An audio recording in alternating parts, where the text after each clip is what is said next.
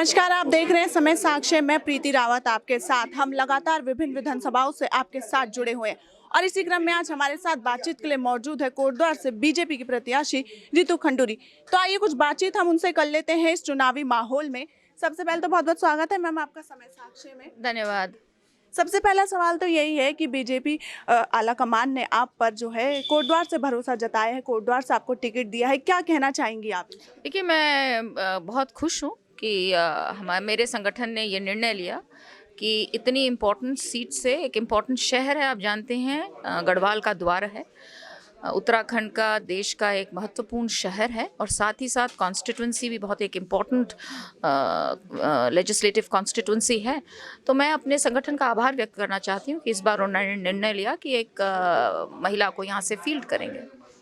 बात करें पहले की, तो पहले भी सुरेंद्र सिंह नेगी जो हैं, जनरल विपिन खंडूरी जो आपके पिताजी हैं, उनको हरा चुके हैं 2012 में। ऐसे में आपकी क्या रणनीति रहेगी इस बार?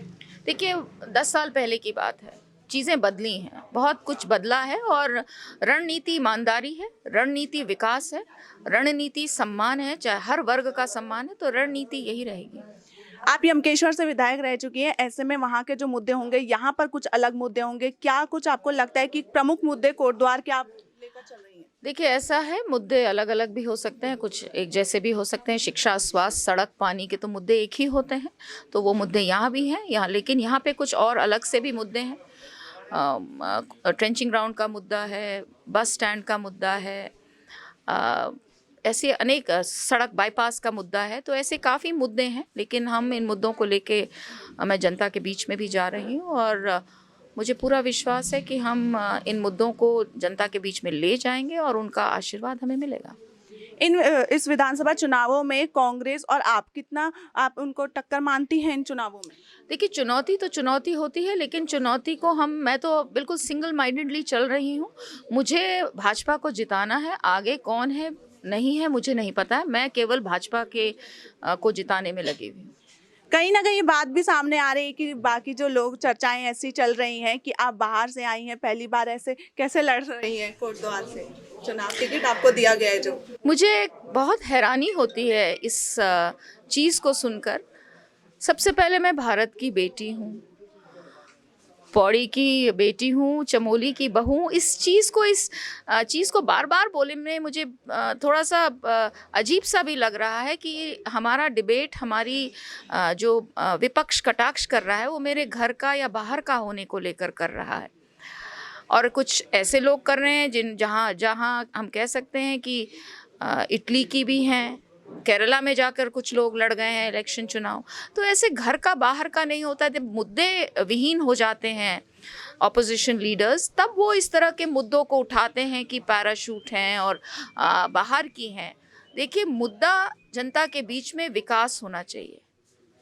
मुद्दा कोटद्वार को कैसे हम और सुंदर शहर बनाएं, कोटद्वार को हम एक अच्छा शहर कैसे बनाएं, यहाँ पे लोगों का जीवन सरल कैसे बनाएं, हर व्यक्ति का यहाँ विकास कैसे हो, मुद्दे ये होने चाहिए।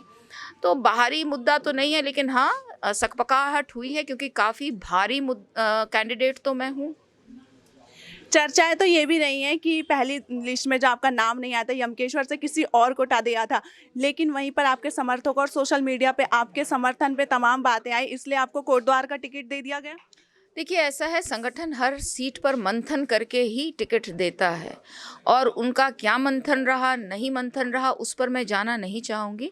लेकिन मैं अपने संगठन का आभार ज़रूर व्यक्त करना चाहूँगी कि इतनी महत्वपूर्ण सीट पर उन्होंने मुझ पर विश्वास किया है।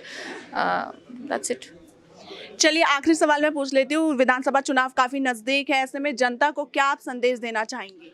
देखिए, मैं जनता के बीच में बहुत जा रही हूँ, महिलाओं को, युवाओं को, बुज़ुर्गों को, सभी को मिल रही हूँ और मेरा बहुत स्ट्रेट फॉरवर्ड एजेंडा है कि मैं बात कर रही हूँ विकास की और मैं बात कर रही हूँ हमारे प्रदेश में सरकार ने पिछले 5 साल में बहुत ईमानदारी से और निष्ठा से काम किया है और विकास की बात ही नहीं की है, विकास को धरातल पे लाकर दिखाया भी है।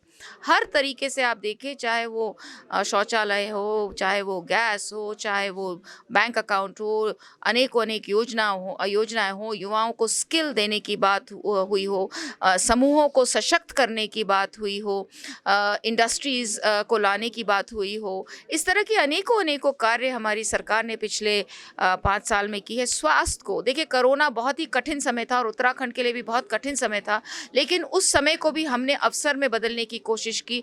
इतने सारे ऑक्सीजन प्लांट्स इस प्रदेश में आए हैं, कॉन्सेंट्रेटर्स पहुँचे हैं, डॉक्टर्स बढ़ाए गए हैं, आईसीयू बेड्स बढ़ाए गए हैं। तो ऐसे अनेक कार्य मेरी सरकार ने पिछले 5 साल में किए हैं और निश्चित ही सरकार हमारी दोबारा बन रही है और विकास और तेज़ी से उत्तराखंड में दौड़ेगा।